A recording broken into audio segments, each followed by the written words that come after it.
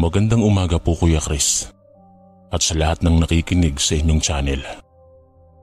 Itago niyo na lamang ako sa pangalang Perla, hindi ko tunay na pangalan. Nais ko lang pong ibahagi sa inyo ang nakakarimarim kong karanasan sa aswang nung umuwi ako sa probinsya ng aking asawa sa Kamalig, Albay. 5 buwan nang pinagbubuntis ko noon nang maisipan naming umuwi muna sa probinsya ng aking asawa sa baryo ng Kamalig, Albay. Nagkataon ding nawala ng trabaho ang aking asawa na itago na lang natin sa pangalang Sandro. Nagbawas kasi ng tao ang pabrika na kanyang pinapasukan at ako na may tumigil na rin sa pagtatrabaho bilang tendera sa isang grocery store. Ang kaunti naming naipon na pera ang siyang ginamit namin upang makauwi ng probinsya. Hindi naging madali ang aming biyahe sa pagsakay ng bus na tinatawag na Roro. Nakakapagod, lalo na at buntis ako. At buong alalay naman si Sandro sa akin dahil masela ng aking pagbubuntis noon. Pagkatapos ng mahabang biyahe, sa wakas ay narating na namin ang terminal. Ayon kasi sa aking asawa, ay isang sakay na lang ng jeep ay makakarating na rin kami sa kanilang baryo. Pagsakay namin sa mahabang jeep, ay gusto kong maidlip muna dahil sa labis na pagod. Ramdam ko ang bawat pagsipa ng sanggol sa loob ng aking tiyan, kaya hinihimas-himas ko siya at sumandal ako sa balikat ng aking asawa. Ramdam kong umusad na ang sasakyan naming jeep nang biglang may sumigaw sa labas. Napatuwid ako ng upo nang marahan nang tumigil ang sinasakyan naming jeep. "Mamang driver, sandali! Hintay!" Anang isang matandang babae na kaagad namang sumampa at pumasok sa loob ng sasakyan at naghanap ng kanyang mauupuan. Nang mga panahong yun, ay kasya pa ang 2 katao na umupo sa harapan ng aking kinauupuan. Kaya naman doon siya umupo, malapit sa aking bandang harapan. Napatingin ako sa kanyang mga mata. Pakiwari ko ay gusto kong lumaban ng tagisan ng titigan dahil matalim ang mga titig nito sa akin. Hindi ko maintindihan ang aking pakiramdam ng mga oras na yon dahil hindi mapakali ang sanggol sa aking sinapupunan. Naiinitan ako na parang nilalamig na hindi ko maintindihan. "Ayos ka lang ba, Perla?" Sambit na tanong sa akin ni Sandro. Dahil pinagpapawisan ako ng malamig ng mga oras na iyon. Sabay haplos niya sa aking buhok at inakbayan niya ako upang maiayos ang pagkakasandal ko sa kanyang katawan. Palihim akong tumingin sa kaharap kong matandang babae at bahagya akong nakita ang pagtulo ng kanyang malapot na laway na kaagad naman niyang pinunasan ng kanyang mga palad.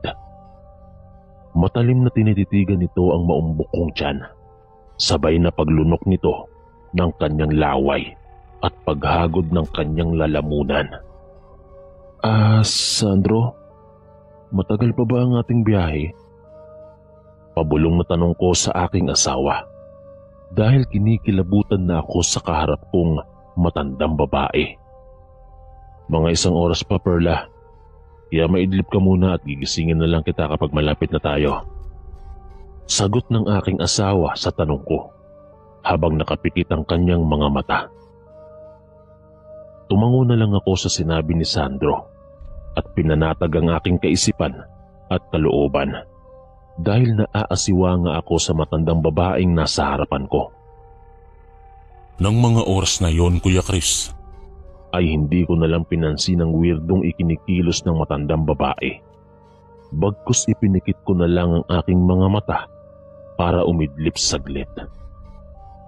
Hanggang sa bigla na lang akong napaungol nang maramdaman ko na parang may sinulid na gumagapang sa aking talampakan patungo sa aking mga hita.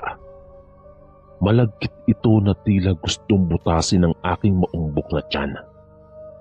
Gusto kong tanggalin ang mga oras na iyon ng malagkit na sinulid, ngunit hindi ko maigalaw ang aking katawan. Gusto kong sumigaw, ngunit walang tinig na lumalabas sa aking lalamunan na tila may kumokontrol sa aking pagkatao. Subalit pinilit kong igalaw ang aking mga daliri. Ngunit nabigo ako dahil parang napaparalisa ang aking mga kamay habang unti-unting tinutusok ng malagkit na sinulid ang aking tiyan. Natauhan na lang ako nang biglang palundag-lundag ang sinasakyan naming jeep dahil sa malubak at mabatong kalsada na dinadaanan ng aming sinasakyang jeep. Dahil sa malubak na daan ay biglang nanumbalik ang aking ulirat at naigalaw ko muli ang aking katawan. Ngunit tilang hapong-hapo ako at nanghihina ng matauhan hanggang sa nasipat ng aking mga mata ang isang sinulid na unti-unting umaalis sa pagkakalapat kanina sa aking tiyan patungo sa bibig ng matandang babae, sabay pagpunas muli ng kanyang mga laway. Ipinilig ko ang aking ulo at naisip na isa lamang iyong guni-guni, dala ng matinding pagod sa aming biyahe. Ngunit ramdam ko ang pangingilo ng aking pusod, kaya kinapa ko ito at naramdaman ko ang mamasa-masa kong maumbok na tiyan. Muli kong tinitigan ng matandang babae at nakita ko ang bahagyang pamumula ng mata nito na tila nanlilisik at nakangisiyang mga labi. Tinapik ko ang balikat ng aking asawa dahil nakaidlip ito at hindi man lang niya naramdaman ang pag-indayog ng sinasakyan naming jeep sa malubak na daanan. Nang magising ang aking asawa, ay mahigpit kong hinawakan ng kanyang braso na halos nanginginig pa ang aking mga kamay. Naramdaman naman ng aking asawa na tila nanginginig ang aking mga kamay, kaya bigla niyang natanong kung maayos lang ba ako. "Perla, ayos ka lang ba talaga? Bakit parang namumutla ka?" tanong sa akin ni Sandro. "Oo, ayos lang ako, Sandro. Dala lang siguro ito ng pagod." Tugon ko sa tanong ni Sandro, sabay sabi niya na malapit na daw kami sa kanilang baryo. Para akong nabunutan ng tinik sa aking lalamunan nang sabihin niya na malapit na kaming bumaba dahil hindi talaga ako mapalagay sa mga oras na yon. Pumara ang aking asawa sa tapat ng isang waiting shed at kaagad naman kaming bumaba ni Sandro habang inaalalayan niya ako. Pagkababa namin ay sumunod naman bumaba ang matandang babae. Subalit magkasalungat ang aming daan na tatahakin. Sa ilang minuto naming paglalakad ay malaya naming narating ang bahay ng aking asawa. Masaya naman kaming sinalubong ng kanyang mga magulang at kapatid. Ito kasi ang unang beses na nakita ako ng personal ng pamilya ni Sandro. Lalo na't buntis ako sa una nilang magiging apo. "Pumasok muna kayo sa silid nyo, Sandro at Perla, dahil alam kong napagod kayo sa inyong mahabang biyahe." Sambit sa amin ng ina ni Sandro. "Salamat ho, inay. Medyo masama nga yung pakiramdam ko sa kabuuan ng aming biyahe." Saad ko naman sa ina ni Sandro. Iginiya ako ni Sandro sa aming magiging silid bago ako umupo sa higaang katre. Payak lamang ang kanilang pamumuhay, ngunit masaya naman at kontento na akong anong meron sila. "Sandro, salamat dahil dinala mo ako sa inyong probinsya." Saad ko sa aking asawa habang may ngiti sa aking mga labi. Niyakap ako ni Sandro matapos ko iyong sabihin at nagpasalamat din siya sa akin. Matapos akong yakapin ni Sandro, ay nagpaalam ito na lalabas muna saglit upang magpahangin. Tumango naman ako at marahan ng kumilos upang magpalit ng aking suot na damit. Nang hubarin ko ang suot kong damit, ay bigla na lang akong nakaramdam ng kaba dahil merong markang pula na nakaukit sa aking maumbok na tiyan. Naramdaman ko rin na tila hindi na gumagalaw ang aking anak sa aking sinapupunan. Kaya napasigaw ako para tawagin ang aking asawa. Perla, bakit? Nagkukumahog na tanong ni Sandro sa akin, habang sumunod naman ang kanyang mga magulang at kapatid dahil sa malakas na sigaw kong tawag sa aking asawa. Sandro, tingnan mo. Sambit ko sa aking asawa, sabay turo sa maumbok kong tiyan, at sinabi ko sa kanya na may pulang marka ang aking tiyan at tila hindi na gumagalaw ang aming anak sa aking sinapupunan.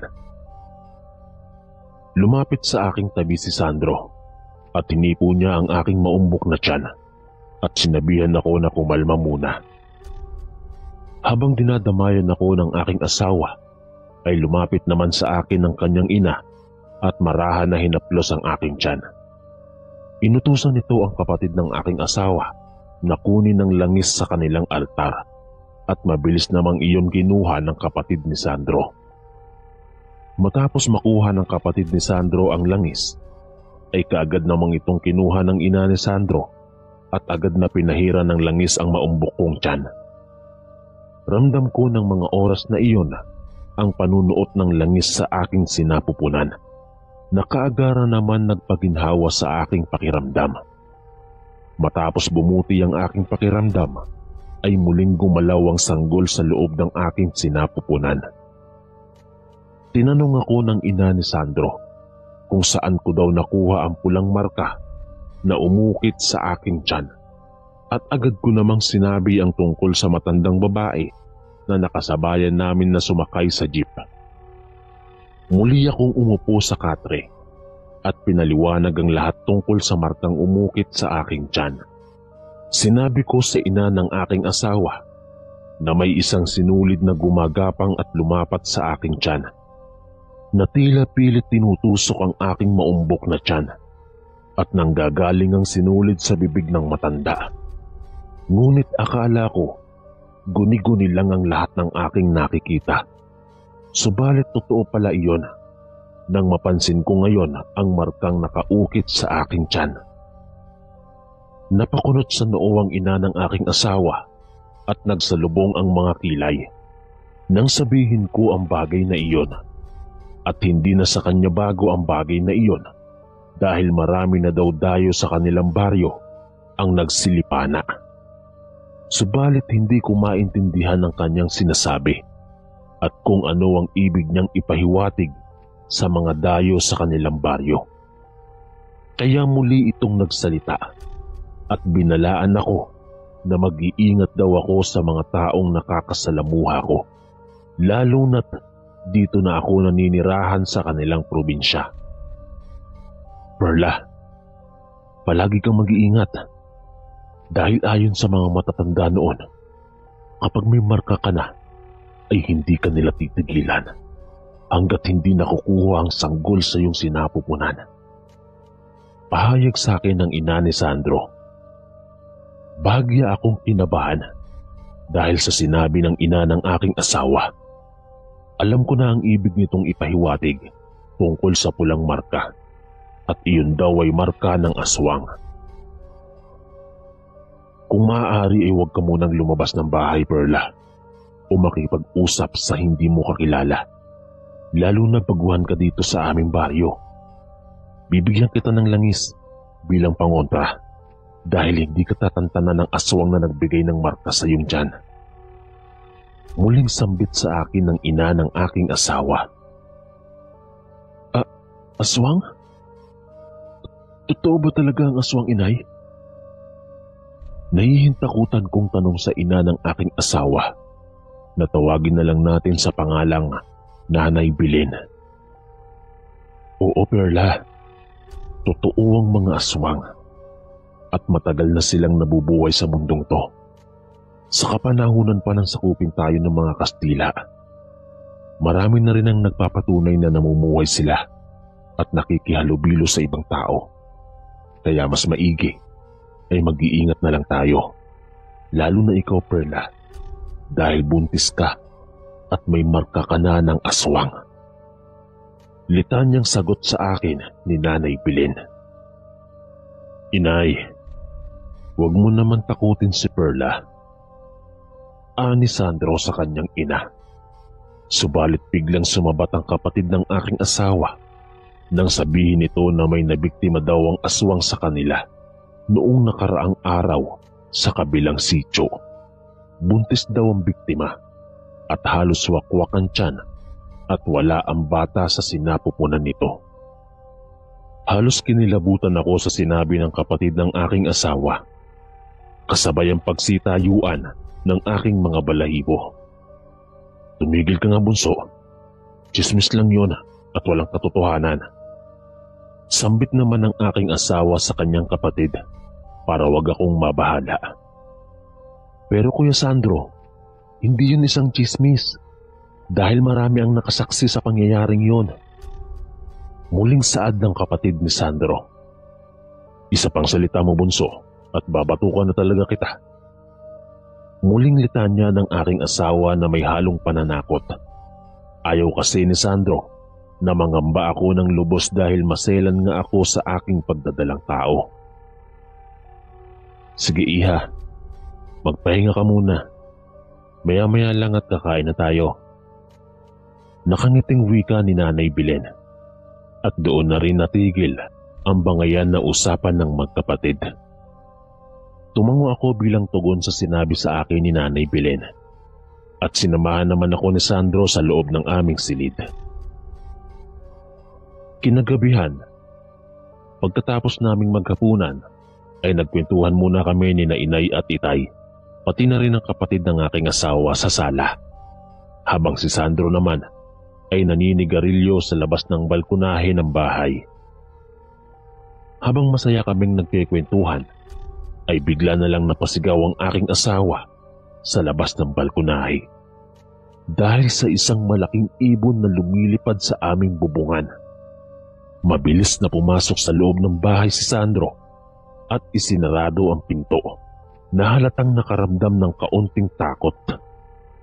Ano ba yun, Sandro? Bakit bigla ka na lang sumigaw at sinarado mo ang pinto?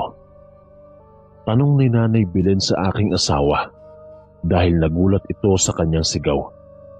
Inay, may malaking ibon na dumaan sa ating bubungan at masangsangang amoy nito. Sagot ni Sandro sa kanyang ina at napangiti naman ng bahagya ang kanyang ama dahil sa inasta ng aking asawa. Nagkatinginan kaming lahat ng may biglang bumagsak sa bubungang yero.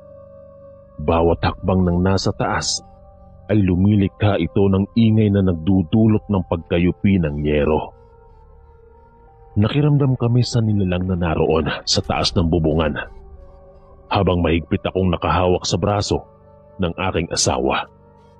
Dahil ng mga gabing iyon ay parang sinisilaban ng aking katawan na nagdulot ng paglikot ng sanggol sa aking sinapupunan. Biglang tumayo ang ama ni Sandro at agad na isinarado ang mga bintana sa loob ng aming bahay. Si Nanay Belen naman ay biglang napakunot noo dahil sa pagkulo ng langis sa botelyang ginamit niya na pangpahid sa aking tiyan. Hanggang sa may mga huni kaming naririnig na animoy hinihingal at umaangil. Nasa malapit lang ito na tila nakikiramdam din. Nang bigla na lang nagsalita si Nanay Belen na tila pinapagalitan ng nilalang na nasa taas ng aming bubungan. Hoy! Huwag ka dito mga swang. Hindi kami natatakot sa iyo. Kaya mabuti pa ay umalis ka kung ayaw mong mapaagang mamatay. Matapang na sabi ni Nanay Belen sa nilalang na nakadapo sa aming bubungan.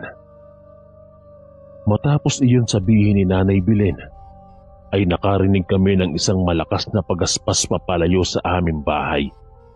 At sinabi sa akin ni Nanay Belen na umalis na daw ito. Mukhang napaaga yata ang pagdalaw sa iyo ng aswang, Perla. Mukhang desidido itong makuha ang sanggol sa iyong sinapupunan. Wikang sabi sa akin ni Nanay Belen.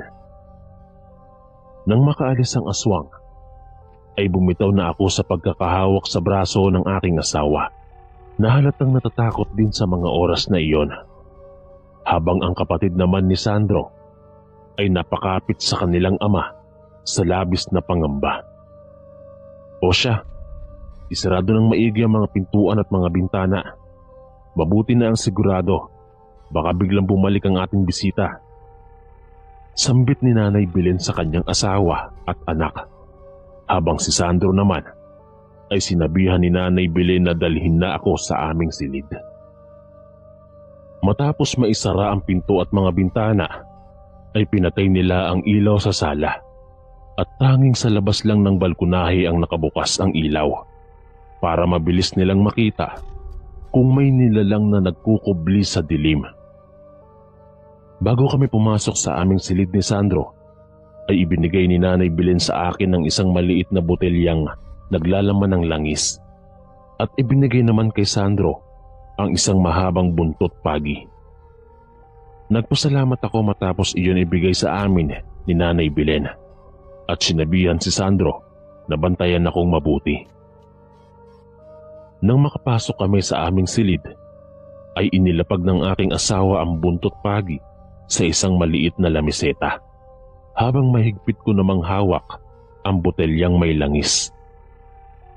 Matapos ilatag ni Sandro ang buntot pagi, ay inayos niya ang aming higaan upang makapagpahinga na ako at makatulog ng maaga. At huwag ko na daw isipin ang nilalang na nasa bubungan kanina dahil babantayan daw niya ako. Kaya wala akong nagawa kundi ang mahiga sa katre habang nananatiling hawak ko ang botelyang ibinigay sa akin ni Nanay Belen. At dahil hindi ako sanay matulog ng maaga, ay naisipan kong magbasa muna ng libro dahil isa ito sa mga libangan ko bago matulog. Lumipas ang ilang saglit na pagbabasa ko ng libro, ay bigla ko nalang narinig ang hilik ng aking asawa na halatang napagod din sa aming biyahe. Anak naman ng tipaklong, pasabi-sabi pa na babantayan ako sa aking pagtulog. Inauna pang makatulog sa akin. Sambit ko sa asawa kong masarap nang natutulog. Pagkalipas ng ilang sandali, ay hindi pa rin ako dinadalaw ng antok. Sabayan pa ng paghilab ng aking maumbok na tiyan. Hanggang sa makarinig ako ng kaluskos sa bintana ng aming silid, na tila kinakalmot at pilit na tinutuklap na nais nitong pumasok sa aming silid. Nang mga gabing yun, Kuya Chris, ay halos tulog na rin ang mga magulang at kapatid ng aking asawa, habang si Sandro naman ay malakas na humihilik ng mga oras na iyon. Dahil hindi ganun kalakas ang kaluskos, ay iniisip ko na baka daga lamang ang napadaan sa lumang bintana na gawa sa manipis na lawanet. Hanggang sa biglang muling kumulo ang langis sa loob ng botelya at paglikot ng sanggol sa aking sinapupunan. Hanggang sa isang matulis na kuko ang bumutas sa bintanang gawa sa lawanet. Dahil sa aking nasaksihan, ay balak ko sanang gisingin si Sandro. Subalit matapos mabutas ang bintana, ay bigla na lang naglaho ang mga kaluskos. Ngunit bahagya pa rin kumukulo ang langis sa maliit na botelya at patuloy na hindi mapakali ang aking anak sa loob ng aking tiyan. kahit labis akong natatakot ng gabing yun, ay pilit kong nilalakasan ang aking sarili. Hindi maaaring magpadaig ako sa aking takot na nararamdaman dahil buhay ng anak ko ang nakataya ng mga oras na yon. Nang mga sandaling yon, ay bigla kong nasipat ang isang sinulid na pumapasok sa butas na ginawa kanina nang hindi ko matukoy na nilalang. Gumagapang ito patungo sa aking kinalalagkan at doon ko lang napagtanto na ito rin ang sinulid na nagbigay marka sa aking maumbok na tiyan. Marahan kong kinuha ang buntot pagi upang protektahan ko ang aking sarili. Nang malayo kong nadampot ang buntot ng pagi, ay walang habas ko itong pinaghahampas habang sumisigaw ako at napapamura. "Lintik na aswang ka! magkamatayan muna tayo bago mo makuha ang sanggol sa ating sinapupunan. Sigaw ko habang patuloy kong hinahagupit ng hawak kong latigo ang dila ng aswang. Dahil sa ginawa ko, ay mabilis na hinugot muli ng aswang ang kanyang dila na parang alambre, palabas sa butas ng bintana. Subalit ng mga oras na iyon ay hindi ko maiwasang umiyak habang sumisigaw at doon na nga nagising ang aking asawa. Naalimpungatan siya at nagkukumahog na nilapitan ako, sabay alalay sa akin upang maupo sa gilid ng higaang katre. Nagmamadali namang pumasok ang mga magulang at kapatid ng aking asawa dahil sa mga sigaw kong pinakawalan ng mga sandaling yon. Anong nangyari sa iyo, Perla? Nag-aalalang tanong sa akin ni Sandro nang matapos niya akong paupuin sa katre. Perla, bakit? Naman ni Nanay Belen nang makapasok ito sa aming silid. Umiiyak ako habang sinasalaysay ko sa kanila ang nangyari nang muli akong atakihin ng aswang. Itinuro ko sa kanila ang mga patak ng dugo na nagkalat sa sahig patungo sa butas ng bintana na ginawang daanan ng dila ng aswang. Maaaring dila ng aswang yung muntikan ng pumasok. Posigido siyang makuha ang batang minarkahan niya sa iyong tiyan. Nasugatan mo ang kanyang dila. Sana magtanda na yon at huwag nang babalik pa. Wikang sabi sa akin ni Nanay Belen, habang si Itay naman ay sinesermona ng aking asawa dahil wala man lang daw itong ginawa para tulungan ako. Salot talaga yung mga aswang, ngunit huwag tayong kampante dahil sa tingin ko mas lalong magiging agresibo yon, lalo na't nasugatan mo ito. Muling paalala sa akin ni Nanay Belen. Napabuntong hininga ang aking asawa at sinabi sa kanyang ina na hihingi daw sila ng proteksyon at pangontra sa isang albularyong manggagamot sa kabilang baryo. Sige anak, sa ngayon ay matulog muna tayo at sa tingin ko ay hindi na yun babalik. Mangyaring magpapagaling muna yon ng kanyang sugat na natamo, dulot ng pinsala ng latigo ng buntot pagi. Mungkahing sagot ni Nanay Belen sa aking asawa. Kinabukasan ay tumungo ang aking asawa sa albularyong naninirahan sa kabilang baryo. Isinama siya ni Sandro sa aming tinitirahan upang konsultahin at bigyan ako ng ilang pangontra. Ining, naaamoy ko pa ang bakas niya ng salakaying kanya kagabi. Iba yung pag-iingat ang iyong kailangan dahil hindi kanya tatantanan. Isa siyang bangkilan na aswang at mukhang hayok sa lamang loob at batang nasa iyong sinapupunan. Sambit na paalala sa akin ng albularyo. Matapos akong kausapin ng albularyong manggagamot, ay binigyan niya ako ng kwintas na gawa sa bala ng baril at may lamang dinurog na tangkay ng halamang makabuhay at ilan pang sangkap na mabisang pangontra sa aswang. Proteksyon ko raw yun at huwag ko raw huhubarin kahit anong mangyari. Sinabihan din ako ng albularyo na dumikdik daw ako ng ilang pilas ng bawang at ilagay sa plastik na garapon na hinaluan ng maraming katas ng kalamansi. Mabisa daw iyon para puksain ang aswang na bangkilan. Makalipas ang 1 linggo ay wala nang gumagambala pa sa akin. Kaya nakakalabas na ako sa bahay ng aking asawa. At pinakilala din ako ni Sandro sa iba nilang mga kamag-anak. Maganda ang baryo ng aking asawa dahil bukod sa maraming kabahayan ay malawak din sa kanilang baryo ang ilang mga palayan at palaisdaan. At sa dulo ng kanilang baryo ay may isang malinaw at malinis na dalampasigan. Mga bandang hapon ay niyaya ako ng kapatid ni Sandro na pumunta sa dulo ng baryo na malapit sa dalampasigan dahil mamimitas daw ito ng bunga ng makopa. Marami kasing puno ng makopa sa tabi ng dalampasigan at hitik ito sa bunga. Pinayagan naman ako ni Sandro at ni Nanay Belen dahil suot ko naman ang kwintas na bigay sa akin ng albularyo At nasa bulsa ko naman ang isang plastik na garapon na may lamang dinikdik na bawang na may katas ng kalamansi. Habang namimitas ang kapatid ng aking asawa ng makopa, ay isang matandang lalaki ang matalim na nakatitig sa akin na tila bang may atraso akong nagawa sa kanya. Nang mga sandaling iyon, ay bigla akong napahawak sa aking kwintas at nakita kong bigla siyang nagbawi ng tingin hanggang sa umalis ito at naglakad papasok sa gubat.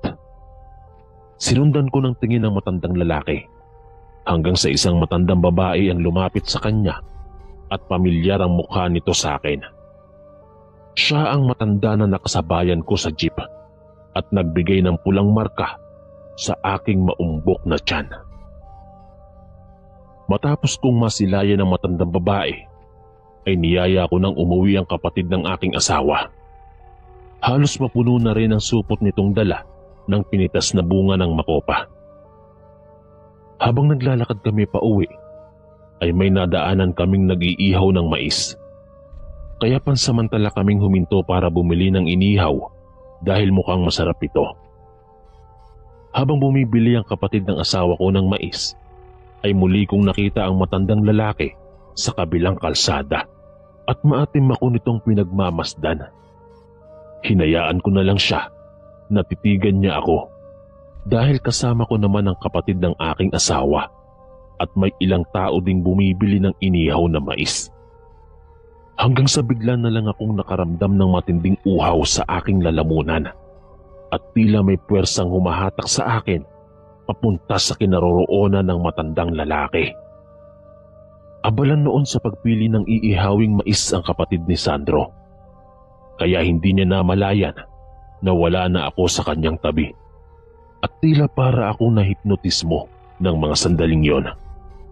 Pagkalapit ko sa kanya ng ilang distansya, ay parang may ibinubulong ito sa hangin. Pagkuway sumabay akong naglakad sa kanya pabalik sa dalampasigan. Sa dulong iyon ay may daan na lagusan papasok ng kagubatan. Hindi ko alam, pero naging sunod-sunuran ako sa matandang lalaki.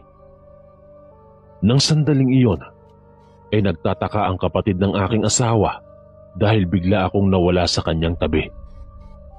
Kaagad na tumakbo pa uwi ang kapatid ni Sandro upang sabihin na nawawala ako. Galit na galit ang asawa ko nang sabihin ng kanyang kapatid na nawawala ako dahil malapit nang dumilim ng mga oras na yon. Hanggang sa isang babae na kakilala ng aking asawa ang pumunta sa bahay nila at sinabi na nakita daw ako na naglalakad patungo sa dalampasigan na may kasamang matandang lalaki. Nang malaman iyon ng aking asawa, ay mabilis na tinalunton ako patungo sa dalampasigan, papasok sa kagubatan. Nang mga oras na yon, Kuya Chris, ay wala daw humpay sa kakasigaw ang aking asawa sa pagtawag ng aking pangalan dahil hindi niya ako mahagilap sa kagubatan habang hawak niya ang latigo ng buntot pagi. Dahil walang tugon ako sa mga sigaw ng aking asawa, ay may nakita daw siyang isang lata at mabilis niya iyong pinatunog gamit ang pagpukpok ng tipak na bato dahil turo daw iyon sa kanya ni Nanay Bilen. Makikita mong aswang ka. Kapag may masamang mangyari sa aking asawa, ay papatayin kita. Nanlulumong sigaw ng aking asawa ng mga oras na yon habang hinahagilap ako. Nang madala ako ng matandang lalaki sa gitna ng kagubatan, ay doon na lamang ako natauhan ng may malapot na laway na dumidila sa aking tiyan. Nanlaki ang aking mga mata dahil sa isang napakapangit na nilalang ang aking kaharap. Buhaghag ang buhok nito at mapupula ang mga mata habang nakangisi sa akin. Napaka-agresibo nito at hindi man lang siya natatakot sa kwintas na suot ko. Siguro mabilis akong nahipnotismo nito dahil sa mahina ang aking kalooban at paniniwala. Ang sarap naman ng sanggol sa iyong sinapupunan. Napakabango nito at nakakasiguro ako na malusog at malinamnam ito. Sambit ng aswang na bangkilan habang nakangisi ito sa aking harapan. Hanggang sa marinig ko ang kalansing ng mga lata at pagtawag ng aking pangalan sa kilalang boses at nakakasiguro ako na si Sandro yon. "Wag! Para mo ng awa! Wag mo kaming patayin!" Malakas na sabi ko sa aswang na nais nang tusukin ng kanyang matatalas na kuko ang aking maumbok na tiyan. Akmang tutusukin na sana ng aswang na bangkilan ng aking tiyan ay bigla akong sumigaw ng malakas. "Walang magagawa ang malalakas mo na pagsigaw dahil hindi ka naaabutan ng buhay ng iyong asawa. Dahil ngayong gabi, magiging masarap ko kayong hapunan." Sambit sa akin ng aswang na bangkilan. Nang mga oras na iyon, ay biglang sumagi sa isip ko ang plastik na garapon na itinago ko sa aking bulsa. Mabilis ko iyong dinukot at binuksan at walang habas na isinaboy sa kanyang mukha. Dahil sa ginawa ko, ay bigla na lang pumalahaw ang aswang na bangkilan na halos isubsob na ang kanyang mukha sa lupa. Labis itong nasasaktan na tila parang asido ito na lumapat sa kanyang balat. Nagpatuloy ito sa kakasigaw dahil unti-unti nang nalalapnos ang kanyang balat sa kanyang muka. Dahil sa pagkakataong yon, ay sinamantala ko ang pagkakataon. Habang pumapalahaw ito sa sobrang hapdi, ay ibinuhos ko lahat ng laman ng plastik na garapon na may laman ng dinikdik na bawang at katas ng kalamansi sa kanyang bibig, na agaran namang dumaloy sa loob ng kanyang lalamunan.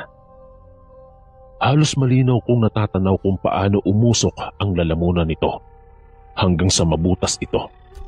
Subalit kahit nasugatan ng mukha at lalamunan nito, ay may lakas pa ito para sunggaban ako.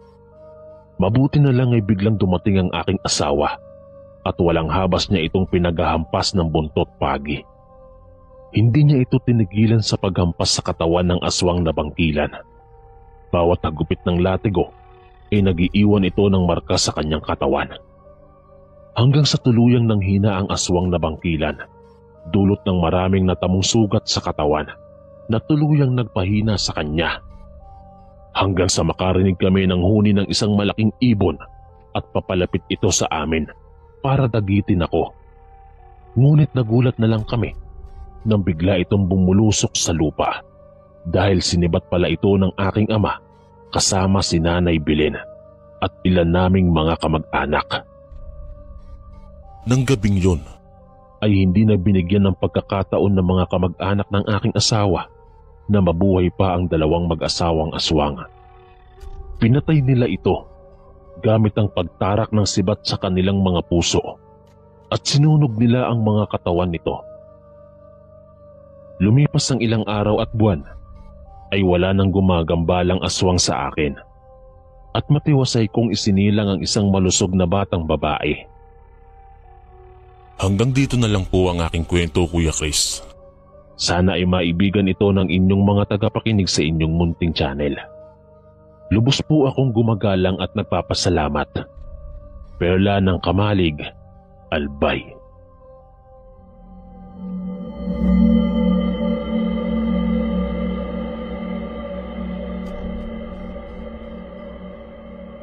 Mahilig ba kayong kumain sa mga karinderyang nakapwesto lamang sa tabi ng kalsada, palengke, o kaya minsan sa tabi ng hospital at paaralan? Kung mahilig kayo, ay ating tunghayan ng isang kwento na magpapabaligtad ng inyong mga sikmura. Tawagin niyo na lamang ako sa pangalang Abaddon. Hindi ko tunay na pangalan. Lumaki ako sa baryo ng Pili, Albay, at kasalukuyang naninirahan sa bayan ng Batangas. Ang kwentong ibabahagi ko sa inyo ay hango sa totoo kong karanasan na ganap noong ako'y 16 na taong gulang pa lamang at nag-aaral sa isang pribadong paaralan sa baryo ng Pili, Albay na ngayon ay isang ganap ng lungsod. Taong 1993 ng buwan ng Hunyo ay wala pang karinderya na nakapwesto sa labas o sa tabi ng aming paaralan sa aming baryo, sapagkat may sarili namang kantin ng aming pribadong eskwelahan na aking pinapasukan. Halos lahat kami na nag-aaral sa nasabing paaralan ay doon kumakain sa kantin. Kaya madalas na nauumay kami sa paulit-ulit na lang naming kinakain. Nakakaumay at nakakasawa na kung iisipin. Dahil merienda, tanghalian, ay halos doon namin binibili sa nasabing kantin. May kalayuan din kasi ang paaralan sa ilang kabahayan. Kaya kailangan mo pang sumakay ng habal-habal para lang pumasok sa eskwela. Buti na lang at may sarili akong service na bisikleta. Ginagamit ko ito sa pang-araw-araw na pagpasok patungo sa aming paaralan. Hanggang sa isang araw, habang nagpepedal ako ng aking bisikleta patungo sa aking pinapasukang paaralan, ay kaagad umagaw ng pansin sa akin ang isang maliit na bahay na tinatayo malapit sa gilid ng aming paaralan sa tabi ng madamong kalsada. Simpleng bahay lang ito na gawa sa pinagtagpi-tagping mga maninipis na plywood at tanging makapal na asul na trapal ang bubungan nito. Labis akong nagtataka kung bakit bigla na lang may nakatayong maliit na bahay na halos kahapon lang ay wala pa ito. Dahil sa aking kuryosidad, ay pansamantala akong huminto sa aking pagpipedal at malapit sa harap ng nasabing maliit na bahay sa tabi ng aming paaralan upang usisain ito. Nang makalapit ako sa nasabing bahay, ay doon ko lang napagtanto na isa pala itong maliit na karinderya. Dahil agaw pansin sa akin ang ilang mga kasirola na nakalatag sa mahabang mesa, na halos puro mga putahing ulam ang nakahain. Magandang umaga po, ate. Binebenta niyo po ba lahat ng mga ulam na nakalatag dito sa mesa? Tanong ko sa isang dalaga habang inaayos nito ang ilang kagamitan sa kanilang karinderya na hindi naman nagkakalayo ang aming edad. Oo naman, kuya. Binebenta namin lahat ng mga ulam na to. Bakit po, kuya? Bibili po ba kayo? Tamang-tama dahil wala pa kaming buena mano. Sambit sa akin ng dalaga. Ate, hindi po ako bibili. Nagtanong lang po ako. Akala ko kasi ay meron lang sa inyong nagaganap na handaan. At saka mukhang bago kayo sa lugar na to. Sambit at tanong ko sa dalaga, habang abala naman ang isang matandang lalaki na inaayos ang dingding sa kabilang gilid ng kanilang maliit na karinderya. Ganun po ba? Oo, bago lang kami dito sa baryong ito at halos kagabi lang itinayo ng aking lolo ang karinderyang to. Malumanay na sagot sa akin ang dalaga. Magtatanong pa sana ako sa dalaga, subalit biglang lumapit sa akin ang matandang lalaki at tinanong ako kung kakain daw ako sa kanilang karinderya. Hindi po, manong. Nagtanong lang po ako. Kasi kahapon wala pa itong karinderya. Pasensya na po, manong, kung masyado po akong matanong. Saad ko naman sa matanda.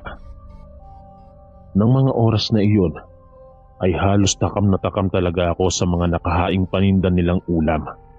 Dahil napakabango ng halimuyak nito na nanggagaling sa usok ng ulam na halatang bagong luto. Ngunit nawalan ako ng gana nang ngumisi sa akin ng matanda dahil malinaw kong nasisilayan ang kanyang madilaw na ngipin na nahahaluan ng pula dulot ng kanyang sinusupa na nganga. Bigla akong nagpaalam sa kausap kong babae at mabilis na sumampa sa aking bisikleta upang tumungo sa aming paaralan. Dahil ilang minuto na lang ay mag-uumpisa na ang aming klase. Bago ako nagpaalam sa babae, ay plano ko sanang tanungin ang pangalan nito. Maganda kasi ito at mayuming kumilos, at nakakabighani ang natura niyang mukha. Nang mga araw na iyon ay halos dumugi ng mga kapwa ko estudyante ang maliit na karinderya na nasa gilid ng aming paaralan. Halos kaunti na lang ang kumakain sa kantin at kabilang na nga ako doon. Ewan ko ba sa aking sarili na kahit naiinganyo akong kumain sa nasabing karinderya ay pinipilit ko pa rin na sa kantin na lang kumain. Sabi kasi ng aking mga magulang ay huwag daw ako basta-basta kumakain sa mga hindi ko bistado ang lugar.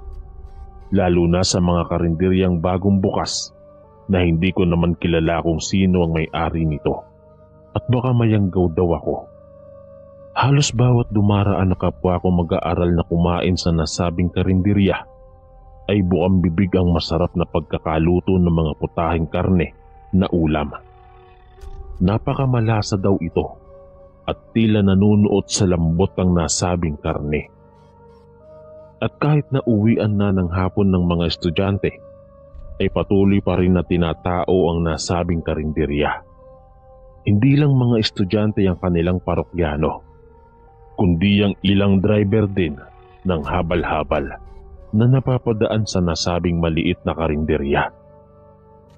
Kinabukasan ay halos tagaktak na naman ang aking pawis sa kakapidal ng aking bisikleta upang pumasok sa eskwela. Kahit na malayo pa ako sa aming paaralan, ay malinaw kong natatanaw ang mga nagkukumpulang tao upang kumain at bumili ng ulam sa nasabing karinderya. Habang papalapit ako sa aming paaralan, ay bigla akong tinawag ng dalagang nakausap ko kahapon. Kaya saglit kong ipinarada ang aking bisikleta malapit sa tabi ng kanilang karinderya. Nagpakilala ito sa akin na itago na lang natin sa pangalang Alena.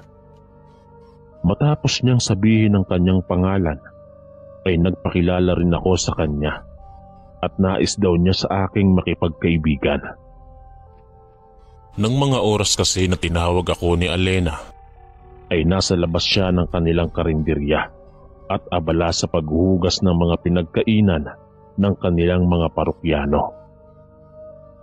Matapos naming magpakilala sa isa't isa, ay doon na nagsimula ang aming pagkakaibigan.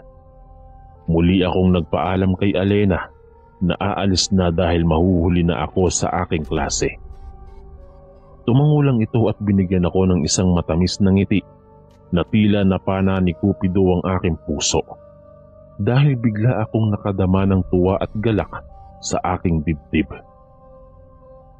Lumipas ang ilang araw ay mas lalo kaming nagiging malapit sa isa't isa ni Alena at may mga oras at sandali pa na palihim kaming nagkikita sa isang malaking puno na malapit lang din sa aming paaralan. Ayaw niya kasi na doon kami nag-uusap sa kanilang karinderya at hindi ko alam ang dahilan kung bakit pilit niya akong inilalayo sa kanyang lolo at lola. Isang gabi, nagkita kami ni Alena sa ilalim ng punong mangga na madalas naming tagpuan. Tuwing gabi lang kasi siya nagkakaroon ng bakanting oras dahil abala siya sa umaga mag-asikaso ng kanilang mga parokyano. kahit ilang araw pa lang kaming naging magkaibigan ni Alena, ay nahulog na ang aking loob sa kanya at ganon din siya sa akin. Niligawan ko siya at kaagad naman niya akong sinagot dahil parehas kami ng nararamdaman sa isa't isa. Subalit kahit nakasintahan ko na si Alena, ay wala akong alam tungkol sa kanyang mga magulang. Tanging ang lolo at lola lang niya ang madalas niyang banggitin sa akin dahil ito ang nagpalaki at nag-aruga sa kanya. Subalit simula nang may mabuo sa aming relasyon ni Alena, ay pilit niya akong inilalayo sa kanilang karinderya. At kahit ni isang putahe ng kanilang tinitindang ulam, ay huwag daw akong kakain o titikim man lang. Kahit na nahihiwagaan ako sa kinikilos ng aking kasintahan, ay pinagwalang bahala ko na lang yon, sapagkat mahal na mahal ko siya. Matapos naming mag-usap ni Alena, Kuya Chris, ay naisipan ko nang magpaalam sa kanya dahil lumalalim na ang gabi at baka hinahanap na ako ng aking mga magulang. Akmang tatayo na sana ako ay biglang sumulpot ang lola ni Alena na itago na lang natin sa pangalang Lola Basyang. Lola?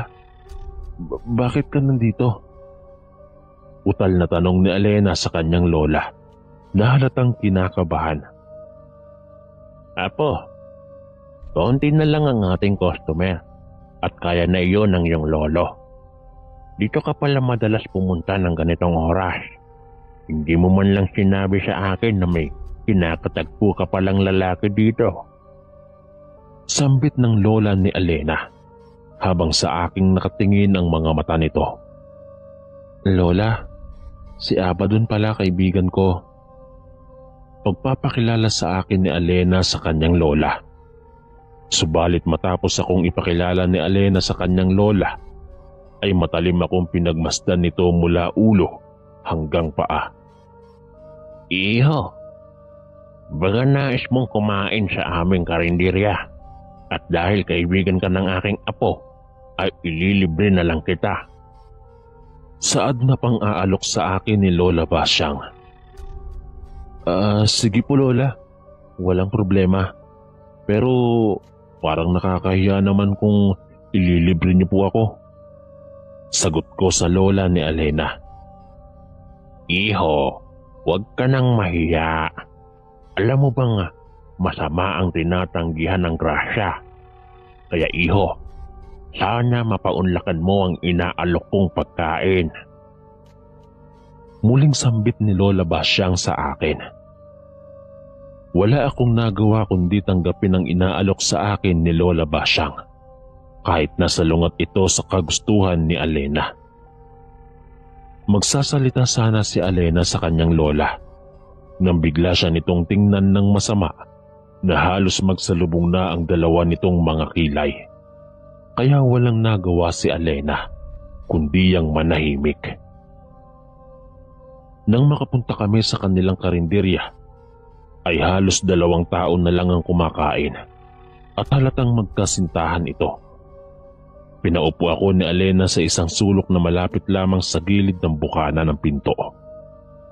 Habang maigi naman niya akong pinagmamasdan, na tila nangungusap ang kanyang mga mata na huwag kong kakainin ng ihahain sa akin ng kanyang lola. Nang ilapag ni Lola Basyang ang ilang putahe sa mesa, ay halos matakam ako dahil sa bango nito na nanggagaling sa usok na halatang bagong init ito. Subalit hindi pa nga ako nakakasubo ay biglang nagsalita si Alena. Lola, sabi ni Abadon ipapabalot na lang daw po niya yung mga ulam para matikman din daw po ng kanyang mga magulang. Sambit ni Alena sa kanyang lola. Ganun ba iho? Nais mo rin bang ipatikim sa iyong mga magulang ang mga luto kong ulam?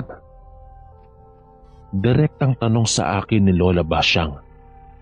Opo Lola, sabi kasi ni Alena ay masarap kang magluto. Kaya naisipan ko na lang na iuwi ang mga ulam. Sagot ko kay Lola Basyang. Dahil sa sinabi ko, ay si Alena mismo ang nagbalot ng ulam. Wala man lang itong sinasabi tungkol sa ulam. Basta ang alam ko ay pinipigilan niya ako na huwag kainin ng ulam. Ayon na rin sa ekspresyon ng kanyang mukha.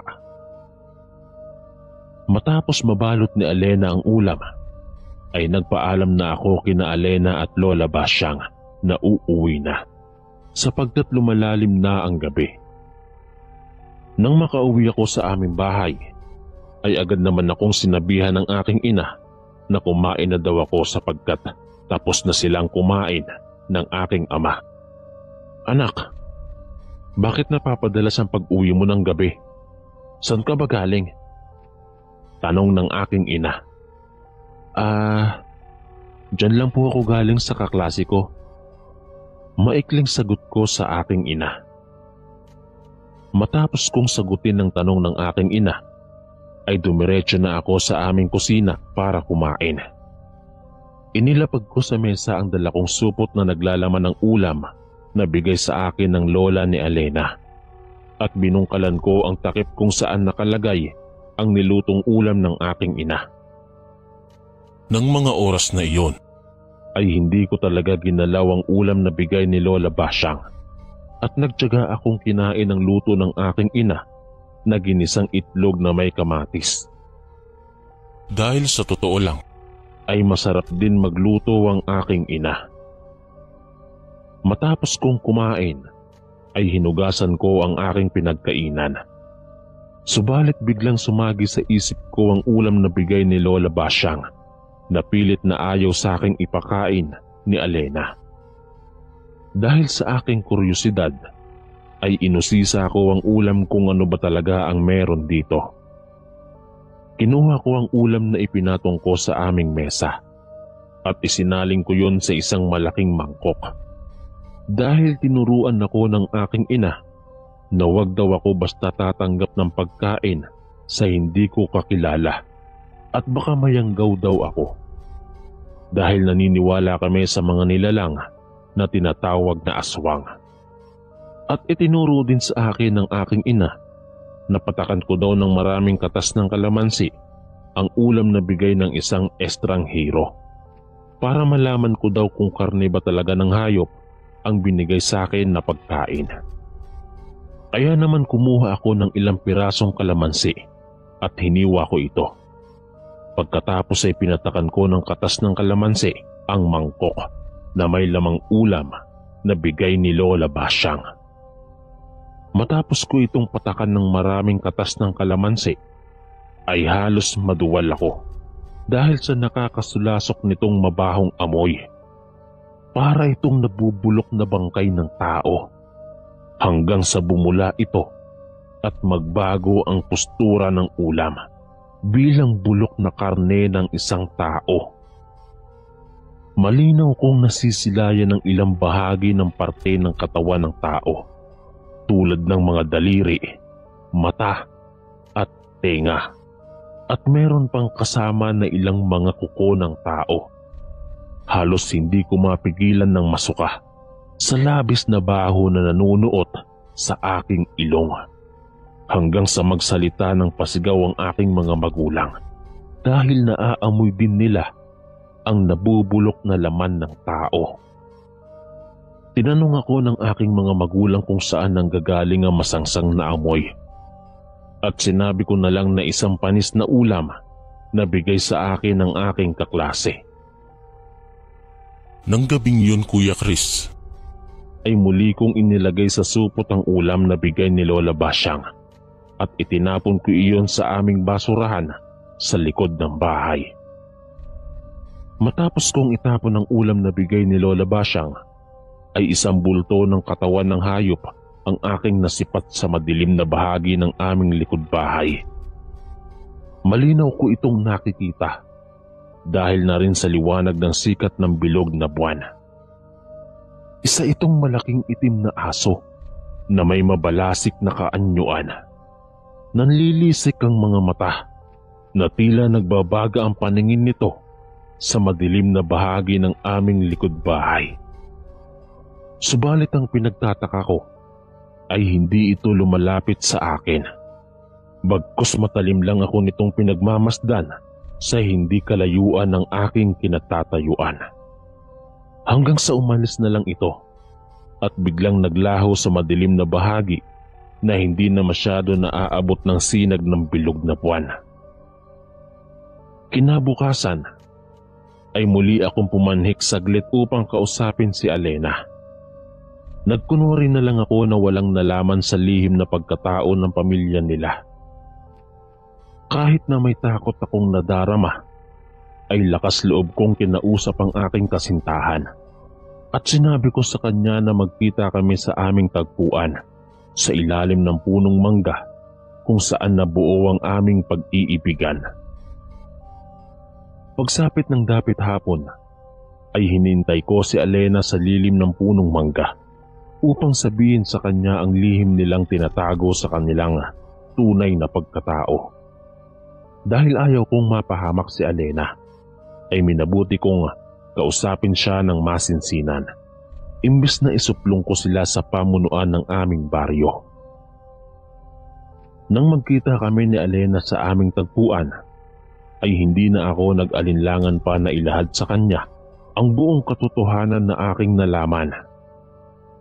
Aminado naman si Alena nang sabihin ko sa kanya ang aking natuklasan, at inamin naman niya sa akin na galing sila sa angkan ng mga aswang. Patawarin mo ako, Abaddon, dahil inilihim ko sa iyo ang tunay kong pagkatao. Natatakot kasi ako na oras na malaman mo na galing ako sa angkan ng mga aswang, ay baka tuluyan mo akong iwanan. Saad noon sa akin ni Alena. Alena, wala akong pakialam kung galing ka man sa angkan ng mga aswang. Ang mahalaga sa akin ay ikaw. Wala akong pakialam kung maging sino ka man, dahil mahal na mahal kita, Alena. Matapang na sagot ko kay Alena, dahil ng mga panahong yon ay buo na ang pagmamahal ko sa kanya. Abaddon, hindi tayo pwede magkatuluyan. Magkaiba ang mundo nating ginagalawan. At ayaw kong mapahamak ka dahil sa akin, Abaddon. Siguro ito na ang huli nating pagkikita.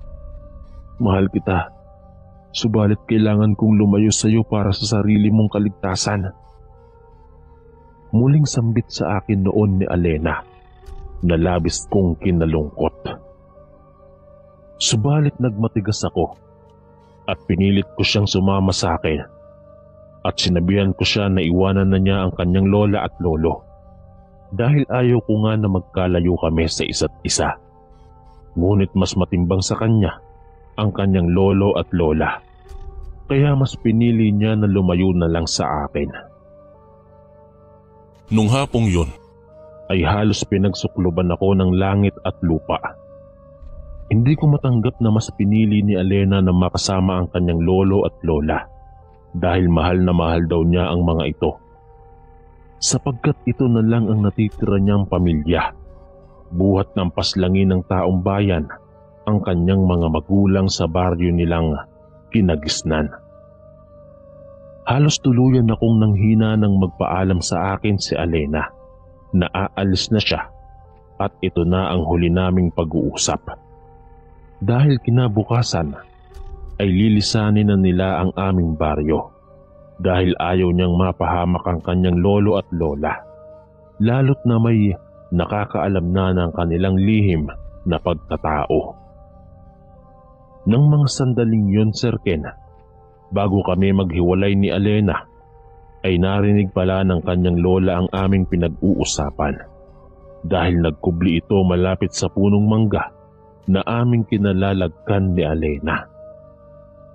Nang tuluyan nang makabalik si Alena sa kanilang karinderya, ay biglang lumantad sa aking harapan si Lola Basyang at matalim ako na pinagmasdan bago ito nagsalita. Iho, ngayong nalaman mo na ang lihim naming pagkatao, ay kailangan na kitang patayin. Subalit imbis na patayin kita, ay lilisanin na lang namin ang baryong ito, alang-alang sa pagmamahal ng aking apo sa iyo. Matapang nasabi noon sa akin ni Lola Basyang habang nanlilisik ang mga mata. Ngunit hindi ako nagpadaig sa takot at matapang ko siyang kinausap tungkol sa apo niyang si Alena. Lola Basyang, mahal ko ang inyong apo at handa akong ipaglaban siya kahit na magkamatayan man. Alam ko na ikaw ang itim na aso na nakita ko kagabi sa aming likod bahay. Pero, maaari bang huwag niyo nang isama si Alena sa inyong paglikas sa aming baryo? Ipinapangako ko na ililihim ko ang inyong pagkatao alang-alang sa kaligtasan ni Alena. Matapang ko nasabi noon kay Lola Basyang. Subalit wala itong tugon sa aking mga sinabi. Bagkus mas lalong nanlisik ang mga mata nito na tila nais na akong lapain. Matapos niya akong titigan ng masama, ay marahan nitong tumalikod at naglakad pabalik sa kanilang karinderya.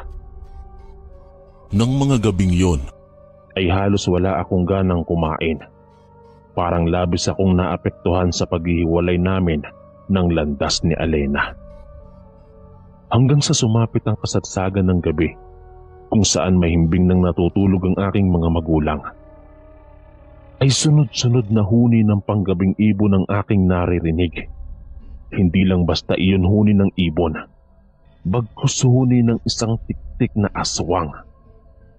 Nais ko sanang lumabas ng bahay upang silipin na baka si Alena yon. Subalit biglang nanaig sa aking puso ang takot na baka si Lola Basyang ito at nais niya akong patahimikin. Kinabukasan, sa dati kong senaryo at kinagawian, ay tagatak na naman ang pawis ng aking mukha dahil sa kakapedal ng aking bisikleta.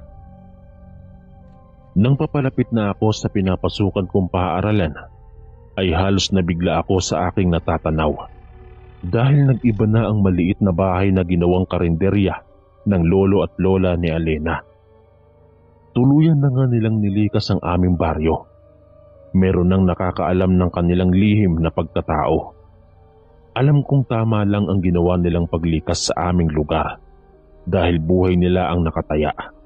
Maaari silang mamatay sa kamay ng aking mga kababaryo, tulad ng pagkamatay ng mga magulang ni Alena sa kamay ng taong bayan na kanilang pinagmulan. halos naging tuliro ako sa loob ng aming klase sa maghapon. At hindi mawala sa aking isipan si Alena dahil siya ang kauna-unahang babaeng minahal ko ng lubusan. Kinahapunan, matapos ang buong maghapon naming klase, ay oras na naman ng uwian. Sumampa ako sa aking bisikleta at marahan ng nagpidal. Habang papalabas ako ng aming paaralan, lulan ng aking bisikleta, ay malungkot kong tinatanaw ang malaking puno ng mangga kung saan doon nag-umpisa ang wagas na pagmamahalan naming dalawa ni Alena. Nang makauwi ako sa aming bahay, ay ipinarada ko ang aking bisikleta sa tabi ng aming pintuan. Hanggang sa malinaw kong naririnig na tila may kausap ang aking ina na pamilyar sa aking pandinig. Nang yumuko ako sa baba ng aming pintuan, ay halos mapalundag ako sa sobrang saya dahil isang pares ng tsinelas ang pamilyar sa aking paningin. Kaya marahan akong naglakad papasok sa aming tahanan at tumungad agad sa akin ng maamong mukha ni Alena habang kausap ang aking ina. Lumingon ito sa akin ng bagya at tinapunan ako ng isang matamis na ngiti sa kanyang mga labi. Nang mga araw na iyon, Kuya Chris, ay kinausap ko ang aking ina na dito muna si Alena pansamantalang manunuluyan sa amin. Umayag naman ang aking ina dahil nakikita daw niya kay Alena na mabait ito at magalang. Nang kinagabihan, ay muli kaming nag-usap ng masinsinan ni Alena. Tinanong ko siya kung nasaan na ang kanyang lolo at lola at kaagaran naman niya akong sinagot sa aking mga tanong. Naikwento niya sa akin na kinausap daw niya ang kanyang lolo at lola na gusto niyang mamuhay ng normal gaya ng ibang tao at magkaroon ng maayos na buhay at makabuo ng sariling pamilya. At dahil mahal na mahal siya ng kanyang lolo at lola, ay pumayag naman ng mga ito. Ipinaliwanag din sa akin ni Alena nung gabing yon, bago kami naghiwalay ng landas, ay masinsinan daw akong kinausap ng kanyang lola. At napatunayan ng kanyang lola Basyang na tapat daw ako sa aming pagmamahalan. Kahit na hindi sila nabibilang sa normal na mga tao na nabubuhay dito sa mundo. Lumipas ang ilang mga taon, Kuya Chris, ay nakatapos ako sa aking pag-aaral sa kursong edukasyon at naging ganap na guro sa aming baryo. Pinag-aral ko din si Alena hanggang sa makatapos siya ng sekundarya. Sinabi ko rin sa aking mga magulang ang tunay na estado ng relasyon namin ni Alena at tanggap naman nila ito dahil boto sila na siya ang maging kabiyak ng aking puso. Lumipas pa ang 2 taon ay nagplano kami ni Alena magpakasal sa huwes. Naging maayos at matatag naman ang aming relasyon sa mga nagdaang taon at biniyayaan kami ng 3 mababait na supling, 1 babae at 2 lalaki. Naging mabuting ina at asawa si Alena sa akin. Hindi naging hadlang sa aming pagmamahalan kung saan man siya nanggaling na angkan. Sa mahabang panahon na pagsasama namin ni Alena, ay inilihim ko sa aking mga magulang ang tunay na pinagmulan ng aking asawa. Ang mahalaga ay mabuting tao si Alena, kahit na may lahi silang aswang. Hanggang sa isang araw, habang naglalakad kami pauwi ng aking asawa, kasama ang 3 naming anak, ay muling nagpakita ang lolo at lola ni Alena sa amin. Nakangiti ang mga ito habang mariin kaming pinagmamasdan. Lumapit ito sa amin at kinausap ako. Nais daw nilang kausapin ng aking asawa nang sila lang, at huwag daw akong mangamba dahil hindi sila gagawa ng masama sa aming pamilya. Lumipas ang ilang sandali nilang pag-uusap ay kaagad namang umalis ang mga ito na tila may lungkot sa kanilang mga mata. At nang makalapit sa akin ang aking asawa, ay mahigpit akong niyakap nito habang umiiyak.